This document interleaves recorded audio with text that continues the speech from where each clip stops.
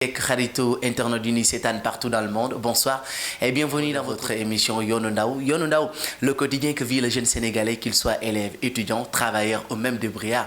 Nee naa leen tey damay dem ci ñi nga xamante ni ils sont devenus des stars à travers des téléfilms, ils sont devenus des stars à travers li nga xamante ni moo di showbiz bi. Tey nag ki ni dalal mi ngi tudd Aminata Sy alias Bébé Sy, ñu ràññee ko ci série bu mag boobu nga xamante ni moo di Wiri Wiri. Ah bébé, maa ngi lay nuyu. maa ngi lay fay di la ziar. ci loo nekk Aminata Sy lay commencé kan mooy Aminata Sy. bon Aminata Sy mooy ki nga toogal. Aminata Sy mooy ki kenn xamagul woon donc tey Aminata Sy moo toog fii ak waa Senbuzz rien que pour waxtaan ak yéen. ñu dugg ci li nga xamante ni moo di sa enfance fan nga juddoo ba ñëw fii ci milieu bi nga xamante ni moo di showbiz ba intégré série bi nga naan Wiri Wiri fan nga nekkoon. maa ngi dëkkoon Thiès laa juddoo fa laa yaroo fa laa màggee fa la ma Wiri Wiri dabee fa laa commencé. est-ce que t'as fait les études ban classe nga bàyyee ban est-ce que am nga sax bac wala BFM parce que dégg naa ñu ak gars yi naan da ngaa teel a bàyyi école nu mu demee noonu loolu. la preuve demain j'ai cours à 8h. ba léegi maa ngi jàng d'ailleurs ci mois de mars bii nii laa war a terminer sama licence 3. ah loolu moom c'est à saluer vraiment kon da nga bokk boole li nga xamante ni moo di comédie bi boole ak sa njàng mais loolu naka lay demee est-ce que yaa ngi ciy mën di génn à tout moment ak devoir yi yenn examen yi est-ce que yaa ngi ciy génn carrément. waaw maa ngi ciy génn bu baax a baax parce que ñi ma bokkal liggéey bi dañ ma comprendre tey bu ma waxee tourner ma am devoir wala ma am examen comme ni nga ko waxee dama ciy waxtaan ak ñoom teel leen a aviser. comme ça duñ ma kaleel tournage dañ may bàyyi ma dem jàng ji parce que ñoom ci seen bopp tout le temps ñoo may wax del privilégier say jàng ñu ma ciy conseiller nag bu baax a baax may topp seen conseil donc je peux dire que empêché wu ma daal ma jàng comme ni mu waree. ok nga jékki saa yi dugg ci études yi mu leer la ni la yow tu as tes diplômes waroon nga mën a liggéey ci benn entreprise dem xooli benn télé sax liggéey ci leneen wala entreprise yi bari nañ fi mais da nga choisir dugg ci milieu comédie bi lan moo waral lool. comédie bi mën naa ne daf ma dab ci côté liggéey aussi ñi ngi déposé xam nga Sénégal lañ nekk ñi ngi déposé ñi ngi jéem a ut ça promet yàlla baax na en plus dama pareegul jàng jusqu'à présent donc je préfère tey ma pare doog a dem ci yenn entreprise yi parce que maa ngi ak sama propre business bu ma nekk di def. mais dafa mel ne Thiès daal ku fa juddoo rek comédien ngay doon loolu daal dafa ma jaaxal c'est bizarre parce que à travers télé yi ñi ni seetaan ñëpp artistes yi mag yëpp d'après li nit ñi wax ne dañ Thiès lañ dëkk loolu nu mu demee noonu. loolu la gars yi wax xam nga dañ ne benn dëkk ñaari gaar man dama naan ci ndox mi ñu sangoo la rek. yàlla daal ñu koy jalis nii nànk. waaw. ayca mi ngi noonu kii mooy Aminata Ly alias Bébé Sy tey moom lañ dalal ci seen émission bi nga xamante ni moo di Yoonu Ndaw wax nañ leen ko dinañ dugg ceeg moom ci li nga xamante ni moo di vie am auparavant ni mu daan dundee ak ay xaritam nan nga meloon ak say xarit est-ce que say xaritu démb ba tey ngay àndal wala am na changement tuuti ci seen biir. samay xaritu démb ñooy sama xaritu tey donc mais à un moment donné di nga dem ba xamante que yeneen nit ñu bees parce que milieu bi la. di ngeen bokk liggéey wala di ngeen dox daje ñi dinañ nekk sa fans ba dem nekk sa xarit mais quand même ñi nekkoon sama ay xaritu démb waa Thiès lañu ñoom tamit comme lu ci mel ni je les salue de passage ay Nabujina ak Didine Diop ñoo foowandoo jusqu'à présent on garde de très bonnes relations chaque jour dañuy déggante bés du passé te déggante wuñ su ma demee Thiès aussi on est toujours ensemble donc ñoom ñooy sama ay xarit en plus de ça ñi nekk tey aussi sama ay xaritu tey on a de très bonnes relations parce que àdduna noonu la demee rek ay nit ñooy ànd ay nit ñooy xamante mais dara jaralu ma tamit changer sama ay xaritu démb te loolu lu mat a bàyyi xel la parce que tey am na ñu bari ñoo xamante bu ñu duggee ci showbiz bi rek am ay xarit yu bees fàtte nga la woon démb te démb lu mat a fàttaliku la bu fekkee ne dafa rafetoon te boobu ba léegi dara ñaawul macha allah. kon dafa mel ne yow succès emporté wu la parce que am na ay artistes yu bari yoo xamante ni bu ñu commencé génn télé commencé am as tuut rek dañuy commencé beru naan man léegi star la vie de star laay dund donc damay fàtte ñu ni mel dafa mel ne yow yooyu dabu la. non man yooyu dabuma parce que àdduna je me dis toujours amuñu yàlla daf ñu dénk rek donc tant que tu es conscient de cela dara mënu laa yóbbaale. ayca mi ngi noonu dañuy continuer nag dugg ci li nga xamante ni moo di vie bi nga dugg muy sa vie professionnelle nga jékki saay dugg ci si biir wiiri wiiri naka la demee da nga def casting wala dañ la xool tarkal la nga def sa noir d'ébène nii sañse ak rafetaay bi ak sourire bi rek gars yi ne kii de moom dafa rafet elle est très mignonne dañ koy jël ci biir film bi nu mu demee. noir d'ébène bi ci la. macha allah en plus de ça dama fa am nijaay Cheikh Ndiaye. tout le temps dañ daan tourner sama wetu kër sama wetu koñ Thiès. mooy Jojo. Jojo waaw mooy Jojo. mais de temps en temps dañ doon gisante et tout gars yi di apprécier ñu nekk ci troupe bi aussi di apprécier ba yàlla def ñu woo ma ci. noonu la demee yomb. nga dugg si ci biir wiiri wiiri commencé gis changement ci sa vie commencé am ay relation yu bees est-ce que qu'est-ce que wiiri wiiri t'a apporté en fait lan la indil ci sa biir ci dund loo xamante ni méngalewul ak Aminata si bi daan dund auparavant. déjà àdduna lépp loo mënti dugg rek di nga ci jëlee expérience te wiiri wiiri tey jëlee naa ci expérience jëlee naa ci xam-xam.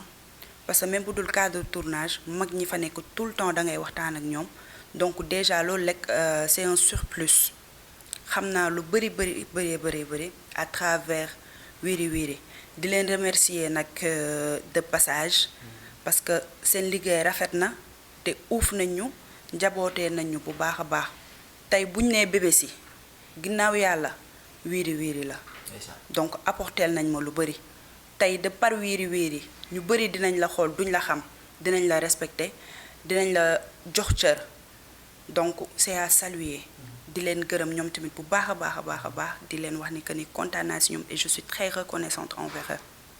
ñu gis ni am na benn personnage booy woote ci biir wiir yi est-ce que des fois doo génn ci mbedd mi nit ñi di la xas wala sax ñii di la xobasu di la ciibatoog yooyu est-ce que du lay farataal di dal parce que tey ñun ñi nga xamante ni ñooy jeunesse bi wala ñi nekk ci réew mi di seetaan télé à tout moment dañuy gis ñoom film yi dañ koy jàppee ni dëgg est-ce que loolu noonu yaa ngi ciy bàyyi xel wala ngay génn ci mbedd mi sax ñu lay xoolee yeneen bët. waaw loolu moom dëgg la xam nga fii nag des fois dañuy jaawale personnage ak personne.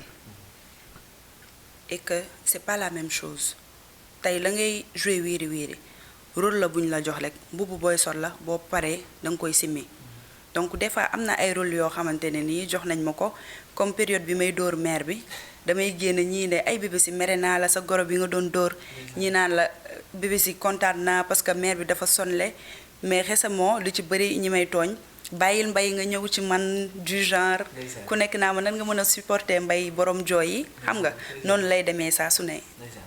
ayca sa relation ak ñi nekk ci biir série bi nan la demee xale yi jigéen ñi xale yi góor ñi nan ngeen di dundee au-delà de Wiri Wiri.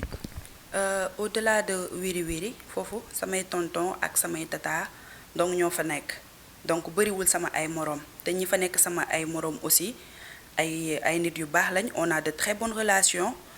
kenn suñu tourné wul ñu daje fenn des fois on sort entre amis affaire yooyu noonu loo xamante ne peut-être tey mënoon na leen ci bañ a fekk ñu ne que liggéey kese moo ñu boole mais en dehors de liggéey bi dinañ nemmeekunte dinañ seetante dinañ messageante dinañ toog dinañ waxtaan dinañ sottante xalaat on est une famille. mais damay dégg ci weewu bay ñu naan yaag mbay seen relation sax ça existe quoi même bu fekkee ni ci biir Wiri Wiri yéen a ngi sëy noonu dégg naa da ngeen di génn ci suuf loolu est-ce que dëgg la. ñu génn ci suuf. Mba tal na leneen lu dul tëbi teen. Mbay c'est un frère. te sama frère rek lay mës a doon. waaw. ayca mi ngi noonu tey nag comme ni leen ko waxee ñi ngi dalal une star kookan la ñu nekk Bébé Sy parce que dugg nañ ci vie professionnelle bi nga xamante ni moom la leen di wan saa su ne à travers ce film tant attendu bi nga xamante ni sénégalais yi bu defee publicité bi rek ñëppay daw seetaani ko ba kooku waxe voix bi ni ñi ngi leen di may wiri wiri loolu mën na rey ñu bëri ayca dañuy duggaat ci waxtaan bi continuer parce que tey Bébé Sy ak yéen ñi nga xamante ni yéen a ko fonk lan ngay wax aussi ñi nga xamante ni ñoo lay seetaan sa soppe yi nga xamante ni yàkkamti woon nañ la gis. ku la bëgg nag mënuloo ko fay te yéen ñi ma bëgg ñi ma mënul répondre ñi nga xam ne ñi ngi may message wala ñi nga xam ne ñi ngi may jéem a woo ñoom laay njëkk a delloo njukkal wala ñoom laay njëkk a remercier parce que ki la bëgg rek moo la sonal on reçoit des messages des appels mais liñ ci mën a wuyu rek ñi ngi koy wuyu que ça soit Snap que ça soit Facebook sur Instagram ñoom ñëpp maa ngi leen di remercier bu baax a baax a baax parce que defaluma leen lu war a tax ñu toog di ma message defaluma leen lu war a tax ñu toog di ma nemmeeku donc ku nekk am nga sa occupation tey bu la neexoon nga seetaan Wiri Wiri rek pare nga si mais ñu ci bëri maa ngi gis seeni ay message seeni ay encouragement di leen wax ne rek sama xel mi ngi ci yéen di leen ñaanal ku ci nekk rek gudd fan wér ak wérle. ci biir Wiri Wiri am na épisode boo xamante ni daf la neex trop daf la marqué ci sa vie ba mënoo koy sax fàtte des fois nga toog xalaat ko ban épisode lay doon. Sur Wiri Wiri tamit moment bi may dóor maman Ndeye Kumba aussi doon na lu ma marqué parce que tiim naa ko te jour boobu ba ñuy tourné sax gaañ naa ko ba ñu paree daf ma metti parce que c'est comme si da nga tiim sa yaay walla sa moroomu yaay di ko dóor ma doon xalaat ne bu doon dëggantaan la duma capable def loolu parce que suñu ay goro suñu ay yaay lañu suñu ay moroomu yaay lañu donc loolu nekkoon na lu ma marqué bu baax a baax a baax a baax di jégalu mère Ndeye Kumba ba léegi rek ci dóor bi. nee na mi ngi ciy jégalu sénégalais yu bare nag gisee woon nañ ko d'une autre facette parce que dañ doon wax naan lii est-ce que c'est réel est-ce que nit dina tiim gorom dóoree que ni est-ce que loolu nga doon dund ak noonu ak moom c'est vraiment réel. Bon non c'est pas réel parce que série la rek rôle la bi ñu joxoon mais quand même. mais sur la vraie vie je dis sur la vraie vie. sur la vraie vie sama goro bu ma doon dóor sax dama ko naan je t'aime. ndeysaan ndeysaan. mi ngi noonu kon yéen lépp lu ngeen def rek dafa mel ne ay da ngeen di jàngal nit ñi da ngeen leen di enseigner alors dañuy dugg ba tey ci biir waxtaan bi wéy ak moom ki nga xamante ni moo di Bébé Sy donc voilà metti am na loo xamante ni dafa nekk ci sa biir xol doo da ngay bëgg des fois di togg ak ay nit di leen ko partager Bébé bu ma la doon laaj lan moo la gën a metti ci sa life loo xamante ni bëgg nga ko partager ak ñi lay seetaan lan lay doon. tey lu ma metti sama life lu mu mun a wax bon. àdduna moom xam nga àddunaa ni mel tey di nga am lu la neex tey suba di nga am lu la nakari mais lu ma mës a dund sama vie yépp amul dara loo xamante ne nii dinaa ko regretter parce que ça soit positif ou que ça soit négatif expérience rek la donc y a pas grand chose boo xam ne mën naa ko wax ni genre lii metti na ma non. ci biir série bi am na koo xamante ni da nga koy farataal di xool sa xol di bëgg nga bëgg ko lool ba tax na mën na ni sax sa idole la wala mu doon sa référence kan lay doon ci seen biir série Wiri Wiri. ci série bi sama maman Ndeye Kumba lay doon ak maman Ko parce que ñoom tout le temps dama leen di xoolee rek bëtu yaay. ñu uuf ma nag bu baax a baax a baax a baax. may waxtaan ak ñoom di diisoog ñoom. ñu nekk sama ay confidente dinaa waxtaan ak ñoom loo xam ne du seen fenn donc bu ma leen di seetaan ça fait plaisir parce que li ñuy def dañ ko mën te dañ ci yàgg ñu nekk ñu yàgg xooslu ba tey yàlla def li mu def. ok est-ce que yow Wiri Wiri rek ngay toog di seetaan yeneen série yi daw ci Sénégal yaa ngi leen di suivre j'espère bien. Wiri Wiri maa ngi koy seetaan yenn série yi aussi des fois ñu tombé ci rek parce que xam nga rek jot amul. des fois yaa ngi occupé ak cours yi. boo wàccee da ngay sonn wala yaa ngi bëgg a dem xool kay un peu. donc loolu moom moo tax yu bari dañuy échapper. alors kan moo doon nekk sa référence aussi ci yeneen série puisque yaa ngi leen di xool des fois nga for bët koo xamante ni da ngay xaar yàkkamti image am génn kan lay doon ci yeneen série ci yeneen série tey koo xam ne tey mënoon naa ko def référence dans la vraie vie. ndax ni muy dundee. ni muy sëyee.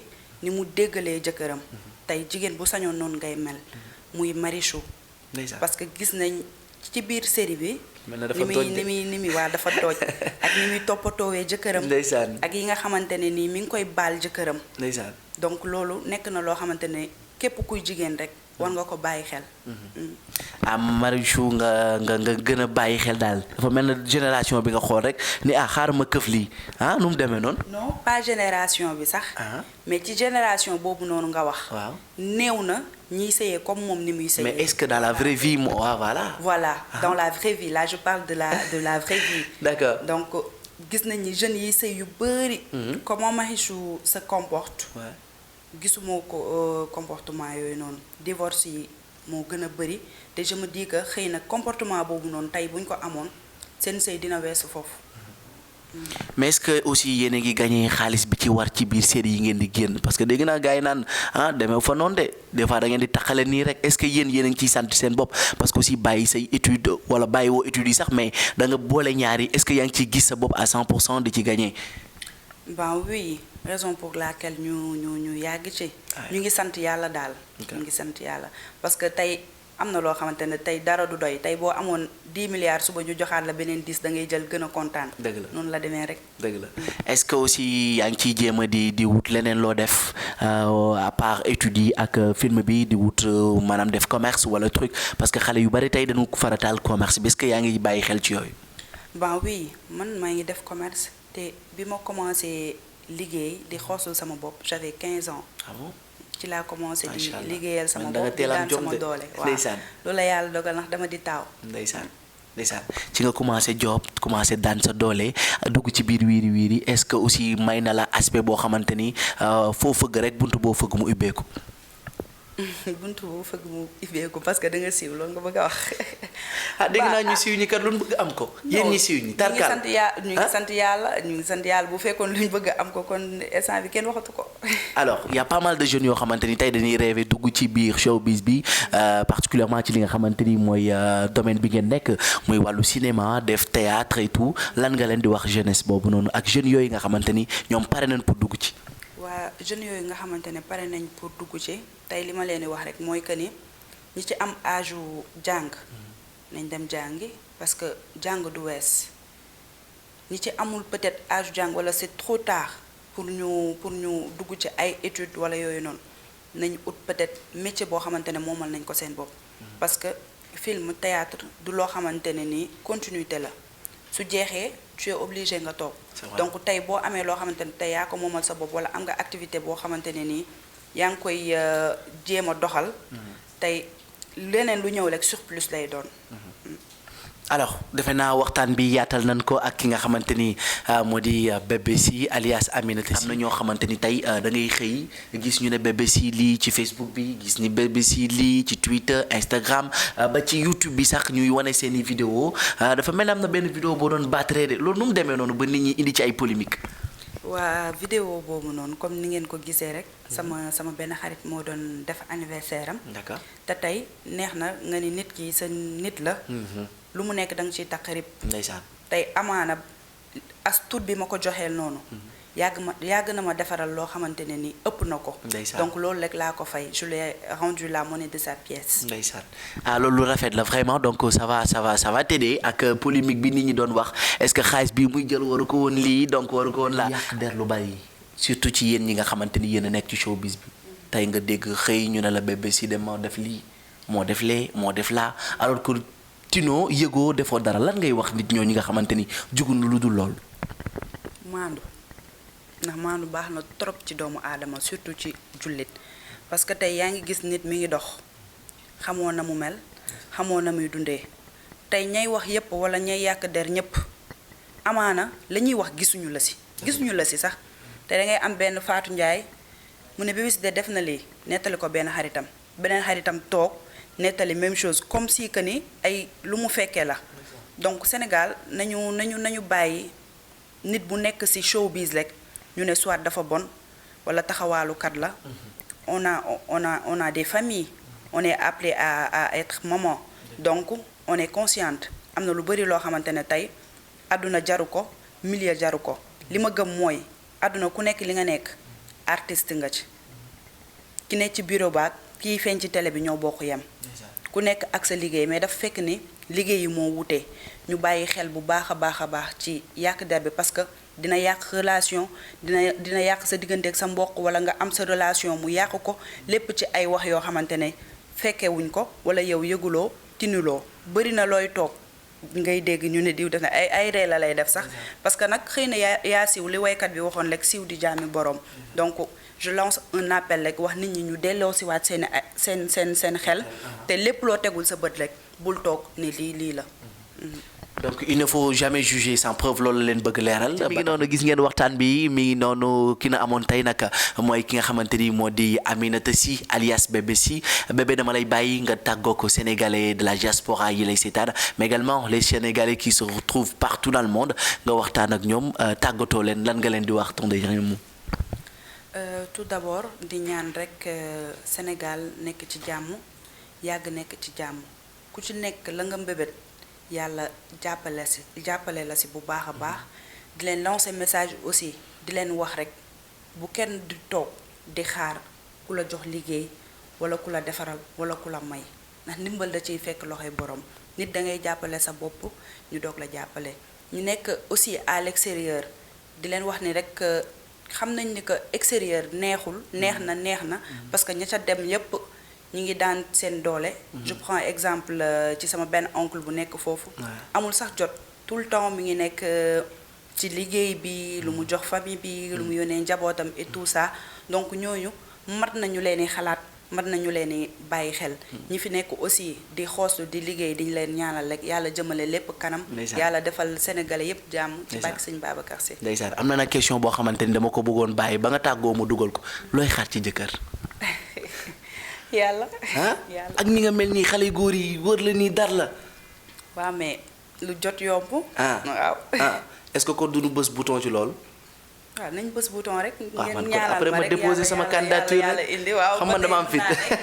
ayca mi ngi noonu mesdames et messieurs amis chers internautes ce fut vraiment un plaisir de vous servir accompagné de cette demoiselle la charmante diva de son vrai nom Aminata Sy alias Bébé Sy. Alors merci beaucoup amis chers internautes d'ici là passez toujours un excellent poulet rôti j'aime bien trop bien même les poulets ayca jàmm ci yéen jàmm sax ci Sénégal jaa ngeen jëf.